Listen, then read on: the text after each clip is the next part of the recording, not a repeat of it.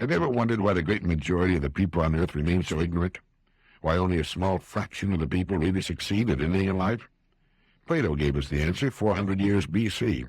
He said, "Neither do the ignorant seek after wisdom, for herein is the evil of ignorance, that he who is neither good nor wise is nevertheless satisfied with himself. He has no desire for that of which he feels no want." Isn't that about it? I think the great Spanish teacher and author José Ortega y Gasset carried Plato's wisdom right into the 20th century. He points out in his excellent books and lessons in metaphysics that even though human knowledge has experienced an almost unbelievable growth during the past 100 years, most especially during the past 50, the great majority of the people have not only cut themselves off from this great growing body of knowledge, they have become, if anything, more barbaric than they were before, and he explains why. The only way a human being can get to knowledge is through study. Ortega y Gasset compares study to paying taxes. It's something people don't like to do, and something practically no one does when he doesn't have to. The great majority of people will go to school just as long as they have to. During that time, they will learn only what is absolutely necessary, which isn't very much, and they will stop on any subject the moment they're allowed to. That's why we have the mind-boggling phenomenon of a multi-billion-dollar school establishment and a nation of people with barely enough useful information to find a seat of their pants with both hands. You see, that answers a question that bothered me, and perhaps you too, for years. The question was, how is it possible that a nation as modern and a society as advanced, in a standard of living as high as it is in ours, for a human being to reach the age of 50 with so small a collection of useful information? Never in the history of man has a nation offered the opportunities for learning as has the U.S., and had those opportunities as systematically ignored. Succeeding in the free world, and most especially the United States, is not difficult. All we need to do is obtain a fairly good education along the lines in which we're interested, and it's free. We're surrounded by it on every side. It lurks in readiness in our public libraries, in the extension courses of our fine schools and universities. And the great majority of the people sit dull-eyed and slack-jawed in front of their TV sets and occasionally querulously complain because they're not more successful, or tell a British research team they'd like a 20% increase in income. By far the great majority of them are overpaid as it is. But they have what we want. We have only to find ways to serve them better. They are the world's champion consumers. If they devoted a half hour a night to continuing education, they could be the world's smartest people, too, but they don't seem to know about that. Nor do they seem to know that there's freedom and fun in knowledge. As I mentioned earlier, if there's one thing that typifies our society, it's boredom, apathy. Whenever you find boredom, you find the absence of a good idea. And whenever you find the absence of a good and exciting idea, you find a person who isn't using his equipment anywhere near par. In the excellent book, The Nature of Man, there appears the line, "Man tends to achieve his being inasmuch as he develops love and reason."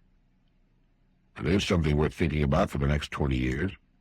Man tends to achieve his being inasmuch as he develops love and reason.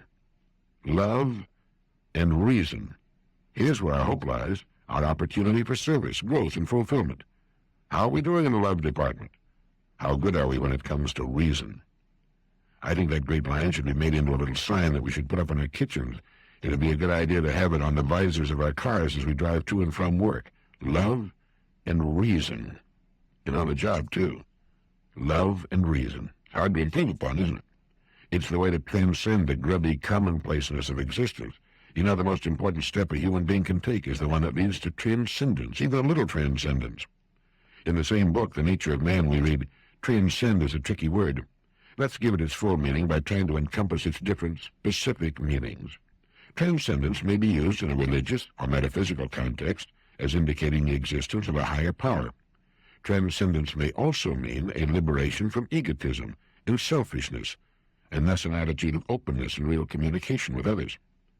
Transcendence may finally mean, and this especially in existentialist thinking, a going beyond oneself in time, a reaching out of oneself toward the future. However, one thing is common to the different meanings of the word: going beyond our self-absorbed ego, freeing ourselves from the prison of egotism and relating ourselves to reality.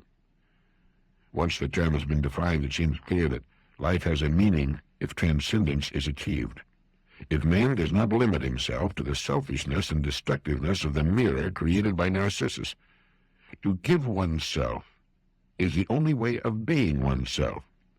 This paradoxical sentence is only paradoxical in appearance. It can be found in the teachings of the Upanishads, in the Gospels, in the Vedas, and among others, in the writings of Plato, Aristotle, Kant, Goethe, Marx, Hegel, Russell, and Machado. Transcendence is a goal worth working toward, and within the reach of anyone. By getting above the dismal, narrow life based strictly on the ego, and learning to give of ourselves to our work, our families, and our play, and by so doing become ourselves, we solve our three major problems at one fell swoop. How we spend our days, our family, our income. Our days will be full and richly rewarding. Our family life will take on new love and meaning, and our income will take care of itself. By really giving of ourselves, we will be maximizing our service, which will automatically maximize our rewards. It's not an easy thing to achieve, but worth working toward, and it can be done in balance, without rush, by getting our priorities straight and organizing our time. An early start helps. Living in balance helps our appearance, too. We tend to look younger when peace and confidence radiate from us. It's been said that everybody's face is his own fault after 40. It reflects the real person inside. I spoke of learning to play golf earlier. My good friend, the well-known golfing writer Gary Wyron, tells of a man in San Francisco who jogs 6.7 miles every morning. That's the distance around Golden Gate Park. He also walks 5 miles to and from work. He works as a banquet waiter, boxes a couple of times a week, and tosses in 8 or 9 games of handball. As you can imagine, he's in magnificent physical condition. He's also 103 years old. His name is Larry Lewis, and he began running in 1876 at the age of 9, and he's been running and keeping as active as he was at that early age ever since. He's made the comment that you should never refer to a person as being so many years old, since old often means something dilapidated. Larry Lewis doesn't intend to become dilapidated, especially during his second 100 years. Gary Wyron suggests that each of us should ask himself these questions. Are my muscles getting soft and flabby? Do I feel chronically tired and dragged out? Am I clumsy performing physical tasks which once were relatively easy for me? Can I feel and see unsightly bulges of fat on my body? Do I have to stop and catch my breath after climbing 1 or 2 flights of stairs? Is my physical zest for life missing or rapidly failing? If you agreed to more than a couple of those questions, you may well become a victim of premature aging. Here's another great contributor to the cardiovascular plague I mentioned earlier. It isn't that we want to live forever, or even as old as Larry Lewis may be, although I think it's a great idea if you're enjoying life, but we can ward off premature disease and avoid looking like 200 pounds of chicken fat in a polyethylene bag by spending just a few minutes a day exercising. I do. I hate it, but I do, and I find it gets me off to a pretty good start. Much better than when I don't exercise. I've never been a physical fitness nut, but I believe we should take care of our bodies just as we should our minds, and to get the best use of both takes exercise. Gary Wyron says that in the absence of crippling disease or chronic disability, there is no biological or physiological reason why a human being need deteriorate markedly until well past the age of 70. Most people don't lose the battle against premature aging. They simply never reach it. Sir Adolph Abrams once made the comment that everybody wants to live a long time, but nobody wants to be old. Well, to a surprising extent, it's possible. Gary Wyron goes on to say, with daily exercise, you'll not only look better, with stronger and firm muscles, and have a more attractive figure and posture, you'll also sleep more soundly, experience less listlessness and fatigue, be able to release pent-up emotions, increase your endurance and capacity to work, enjoy better health, greater longevity, and possess an improved self-concept. It's estimated that only 4 to 5% of the adult American population exercises regularly. Why? Why such an anemic figure in the face of such consequences? The answer lies in the placement of priorities. Our scale of values is cockeyed. Think for a moment. What would you trade for good health? Can you think of anything you would trade for good health? I can't, because with health we can do anything and enjoy it. Every morning I face the chore of exercising. I do it in my dressing room adjoining the bath. I hate it, as I said. It only takes a few minutes. I feel great when I get into the shower after exercising, and I'm glad I do it after I've done it, but I hate to start it. Once I start, I'm okay. It's like getting started with this typewriter of mine. I look for any little excuse to delay it, put it off for a few minutes, but once I start, I'm okay. No one can make you exercise every morning but yourself. It's an excellent exercise in self-control, too. It's truly amazing how quickly the body responds. Before you know it almost, you'll look years better. You'll have a flat, hard belly and good muscles. Your wind will be good and your step brisk, and, well, it could add many years to your life. I read an estimate not long ago that 80% of all deaths are brought on by obesity, overweight. Now, exercise won't take off weight, although it will redistribute it to some extent. Only eating sensibly will have you at your proper weight and keep you at your proper weight. You can eat the same well-balanced meals, just eat less. Take off 2 pounds a week until you're at your proper weight, then get on the scales every morning without fail. If you've gained a pound or two, take it easy on the groceries. One of the hardest things for most of the population to learn is that food intake must match energy output.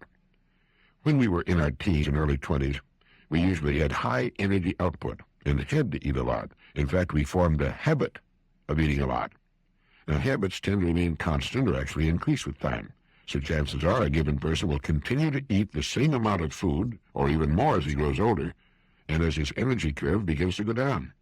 The spread between his descending energy curve and his food intake line will be represented by the spread of his waistline and the seat of his pants. The normal human stomach is about the size of your clenched fist. Before you begin to eat, look at your clenched fist and then eat that much food. End of good health department. You know, we're learning that we took a lot of things for granted which simply are not true, not as we thought them to be. We thought we were educating our children by sending them to our schools, and we've discovered that we have a nation of uneducated people. We thought mankind was moving upward and onward, and found ourselves living in the bloodiest century in the history of human civilization. We thought our technology and progress would give us better health, especially with 2 chickens in every pot, and find ourselves in 20th place in the world health picture. We thought our new higher standard of living, our new wealth, would give us a world free of crime, and we have a national crime picture that makes you want to run for cover. Lots of opportunities lurking in there for a thinking person. And here's a creative thinking problem for you to work on if you like. If you were to lose your present source of income tomorrow, how would you live for the next 12 months? Quite often, military commanders in the field are reprimanded or demoted for falling victim to a surprise attack. It's happened many times. Well, each of us is the commander of his own life and family's defenses, and it's the duty of an intelligent commander to be prepared for any eventuality he can imagine. Now, every member of our family should know what to do, where to go instantly in case of fire. With the crime rate what it is, we should make certain our homes are as secure from unlawful entry as we can make them. It should be high on our priorities list. And we should have a good plan to put into action should our income stop for one reason or another. A woman dying on the roadside as a result of an auto accident was asked why she had failed to fasten her seatbelt. Her last words were that it wrinkled her clothes.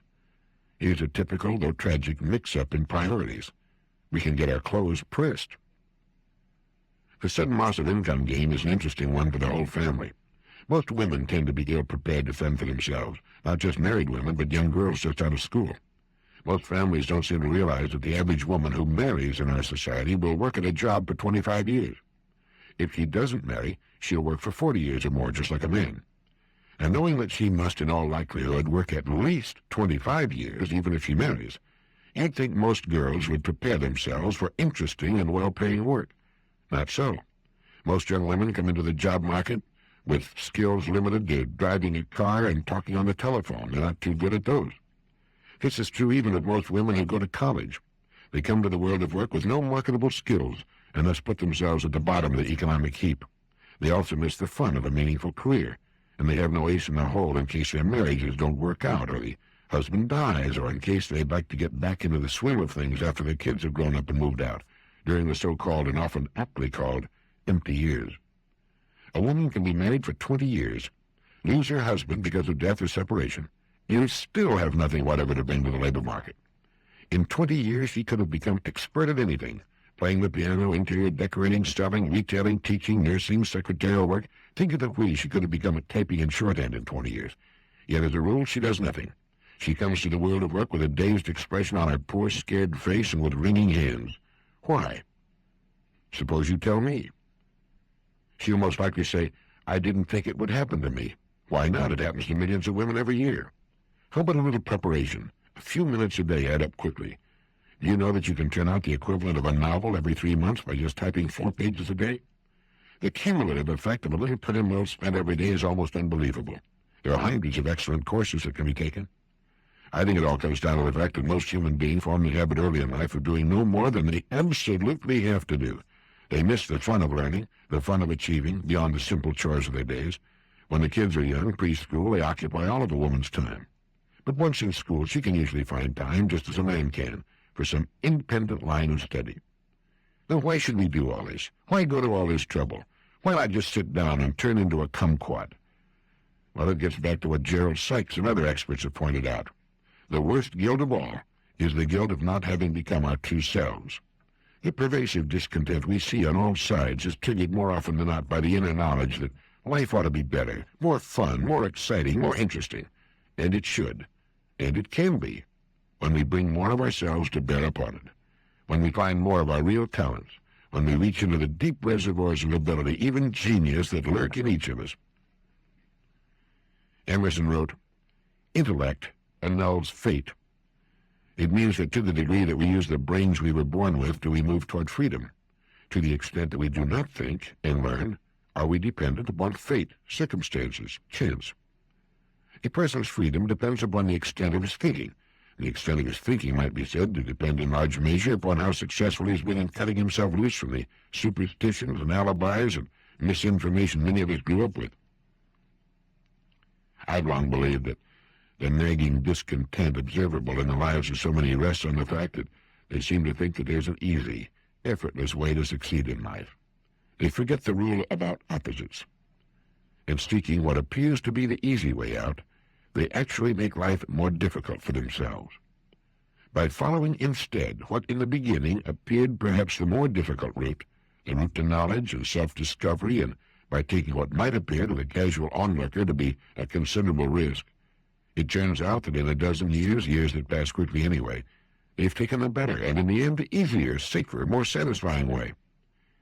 Sooner or later we must realize the truth of Gerald Sykes' marvelous statement that any solid achievement must of necessity take years of humble apprenticeship and lead to estrangement from most of society. Let me repeat that statement. Any solid achievement must of necessity take years of humble apprenticeship and lead to estrangement from most of society. I think we all know how true the first part of that statement is. Always be suspicious of the so-called quick success. Even towering geniuses usually don't reach their best work until after many years of seasoning and dedicated experience. If it comes easy, it usually doesn't amount to much. But what about that part about leading to estrangement from most of society? To become great at anything is to be a nonconformist and cut oneself away from the great majority, even of those in one's own field.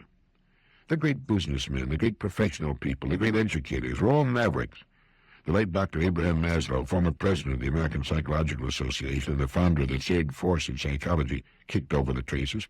They thought Marshall Field was crazy, and every really great leader in every field has had to go it alone for a time at least.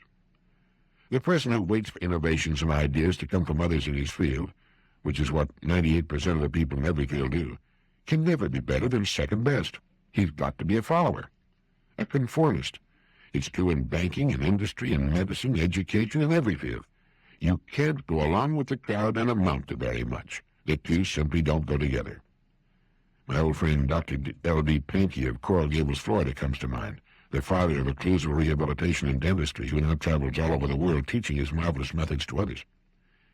We often see murals in public buildings which depict great masses striving upward toward the sun. It may look good, but it's pure fiction. They not only don't strive upwards, they generally resist whatever good ideas do come along, and throughout history have tried their best to torture, maim, and kill those who have tried to lead them out of their grinding ignorance. We can love people, humanity, in the sense of agape, unselfishly, and with a real desire to serve. We can and should love mankind as our brothers and sisters if we can pull it off. But the best-known way on earth to never amount to a tinker's dam is to lose oneself in the crowd. As Will Rogers said, whenever you find yourself on the side of the majority, it's time to reform. So it's true. Any solid achievement must of necessity take years of humble apprenticeship and lead to estrangement from most of society. Peter Drucker, in his excellent book, The Age of Discontinuity, points out that historically the men of knowledge have not held power, at least not in the West. They were ornaments. If they had any role at all at the seats of the mighty, it was that of court jester. There was so little truth historically in the old adage that the pen is mightier than the sword that it can only be called the opium of the intellectuals. Knowledge was nice. Knowledge was a solace to the afflicted and a joy to the wealthy who could afford it, but it was not power. Indeed, up to recently, the only position for which knowledge prepared was that of servant of the mighty. Oxford and Cambridge until the middle of the 19th century trained clergymen. The European universities, civil servants. The business schools in the United States, set up less than a century ago, have been preparing well-trained clerks rather than entrepreneurs. But now, says Drucker, knowledge has power. It controls access to opportunity and advancement. Scientists and scholars are no longer merely on tip. They're on top. They must be listened to by the policymakers. They largely determine what policies can be considered seriously in such crucial areas as defense or economics. They're largely in charge of the formation of the young, and the learned are no longer poor. On the contrary, they're true capitalists in a knowledge society. Salaries have gone up fast in the schools. The man of knowledge also increasingly has earnings opportunities outside of academia through research grants or as a consultant. Becker goes on to talk about the responsibilities that go with power and mentions that our faculties are chock full of able-bodied people who stopped working the moment they made associate or full professor and got tenure. People in the education industry are much like people everywhere. There's a tendency to do no more than one must, and wallow in the resulting discontent and alienation. That's my comment, not Drucker's. But the point I'm trying to make here is that the age of the dummy with muscles is past. We've learned that there needn't be a dichotomy there either. Some of our greatest athletes are top students, and the day of poking fun at the bookworm or the good student went out with the ice truck and a rumble seat. Surveys have even discovered that girls prefer men who wear glasses. They say glasses make a man look more intelligent. They're interested in brains, not biceps, although the two, as I mentioned, quite often go together. So an hour a day improving your mind is the best exercise habit you can form, and one that pays big dividends in all three of those important departments of life.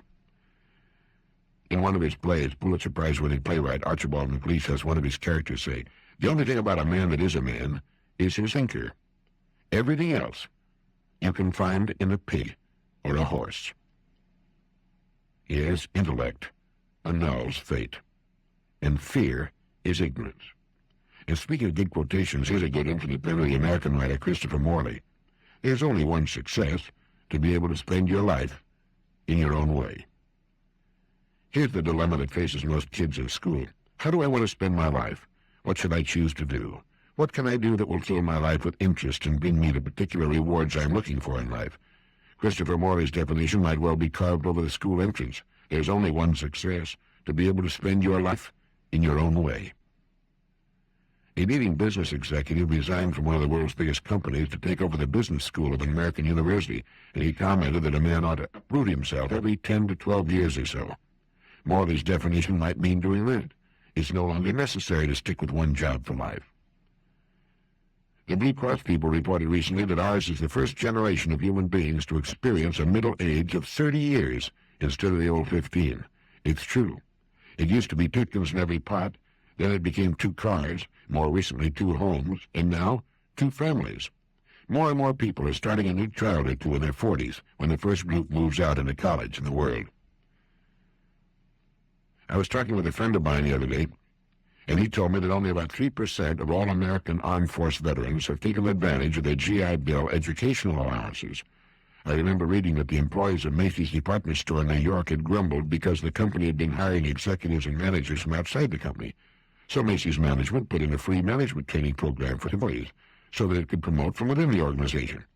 Only about 3% took advantage of the training, even though it was free. All they had to do was stay after work. That 3% figure keeps popping up in cases like that. It seems that only about 3% of the people are seriously interested in investing a part of their time and energy in programs calculated to help them get ahead in the world. The rest yell and flail around for pay raises and more fringe benefits, but when it's suggested that they might do something to improve themselves, make themselves more valuable, upgrade themselves with the times for their own good. No, the old slogan is still, take it easy, but take it. Many years ago, there was a cartoon which appeared in the Saturday Evening Post which depicted 2 men in their mid-30s sitting at a bar with dicks in front of them. One of them is saying, "I want to burn with a hard, gem-like flame. I want to scale the heights, storm the citadel, reach the top." And then there's a pause, and he says, "Now to heck with it." I mentioned Dr. Maslow earlier. Based on his research, growth towards self-actualization is both natural and necessary. By growth, he means constant development of talents, capacities, creativity, wisdom, and character. Phrased another way, growth is the progressive satisfaction of higher and higher levels of psychological needs. In Maslow's words, man demonstrates in his own nature a pressure toward fuller and fuller being, more and more perfect actualization of his humanness, in exactly the same naturalistic scientific sense that an acorn may be said to be pressing toward being an oak tree. It's easy to see in children, but so often apparently lacking in adults. Psychological growth leads toward psychological health. A person can grow out of his psychological problems and hang-ups just as he can outgrow his clothes. We tend to distrust our natural instincts. We've often been taught that our instincts are bad somehow. Moreover, the growth process requires constant willingness to take chances, to make mistakes, to break habits. One can choose, says Maslow, to go back toward safety or forward toward growth. Growth must be chosen again and again. Fear must be overcome again and again. Maslow also advanced what he called the Jonah complex, the tendency in adults to doubt and even fear their own abilities, their own potential to be greater. As he put it, we fear our highest possibilities as well as our lowest ones. We're generally afraid to become that which we can glimpse in our most perfect moments, under the most perfect conditions, under conditions of great courage. We enjoy and even thrill to the godlike possibilities we see in ourselves in such peak moments, and yet we simultaneously shiver with weakness, awe, and fear for these very same possibilities. The phases of growth and development require effort, self-discipline, and a certain amount of pain, but they're worth 1,000 times what they cost. Are you familiar with Murphy's laws? Edsel Murphy, as an electronics engineer, has made some significant contributions to the understanding of the behavior of inanimate objects. One is that any error that can creep into a calculation will do so, and that error will be in the direction that will do the most damage to the calculation. Another is that all constants are variables. In any given computation, the figure that is most obviously correct will be the source of error. In the area of production, Murphy's laws go like this. Any wire cut to length will be too short. Identical units tested under identical conditions will not be identical in the field. A dropped tool will land where it can do the most damage. That's also known as the law of selective gravitation. A device selected at random from a group having 99% reliability will be a member of the 1% group. If a circuit cannot fail, it will. A fail-safe circuit will destroy others. Components that must not and cannot be assembled improperly will be. The most delicate component will drop. A transistor protected by a fast-acting fuse will protect the fuse by blowing first. After the last of 16 mounting screws have been removed from an access cover, it will be discovered that the wrong access cover has been removed. After an access cover has been secured by 16 hold-down screws, it will be discovered that the gasket has been omitted. After an instrument has been fully assembled, extra components will be found on the bench. Hermetic seals will leak. The probability of a dimension being omitted from a drawing or plan is directly proportional to its importance. Dimensions will always be expressed in the least usable term. Velocity, for example, will be expressed in furlongs per fortnight. Murphy's laws. I found that they also apply to keys. If you have the right key on a ring of 4 keys, the odds are not 25% that you'll use the right key first. They're more like 1/100th of 1%. And when you want a particular tool for a particular job at home, that particular tool and only that tool will be missing. It will make its reappearance the moment the need for it is past. People who underestimate their ability to think and solve problems should familiarize themselves with recent neurological research. Work at the UCLA Brain Research Institute points to enormous abilities latent in everyone. In fact, the Institute points to an incredible hypothesis. It seems the ultimate creative capacity of the human brain may be, for all practical purposes, infinite. Russian scientists have been amazed by the enormous reserve capacity of the mind. Writing in the journal Soviet Life Today, the eminent Soviet scholar and writer Ivan Yefremov said, "Men under average conditions of work and life uses only a small part of his thinking equipment. If we were able to force our brain to work at only half its capacity, we could, without any difficulty whatever, learn 40 languages, memorize an encyclopedia from cover to cover, and complete the required courses of dozens of colleges." A statement like that makes us realize how we formed the habit of living in low gear, getting by, as Huxley once put it, without too much discredit. It's been found by researchers such as Dr. Maslow that people who live close to their true capacity have a pronounced sense of well-being and considerable energy and see themselves as leading purposeful and creative lives. Isn't that what we all want to do? Thank you.